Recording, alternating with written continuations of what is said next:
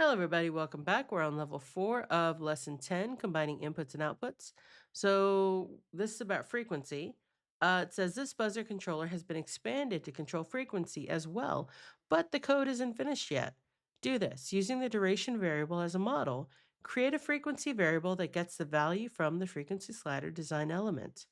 Modify the line of code that makes the buzzer sound so that it uses the frequency variable rather than the default frequency of 500.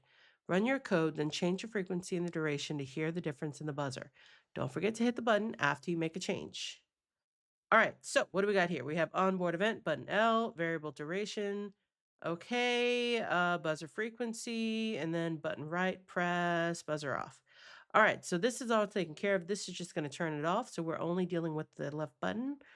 So we're gonna create a frequency one as well. All right, easy peasy lemon squeezy. So let's put this in here. We're gonna say frequency. All right, and then we're gonna come in here, grab one of our get property sliders. Wrong spot. All right. So this is gonna be our frequency slider, and then we're gonna get our value. All right. And then here instead of 500, we're going to say frequency. I think that's all we had to do. So let's run it and see. All right. What if I want it high? All right. What if I want it short? What if I want it medium short? What if I want it long and high? Ooh, let's okay.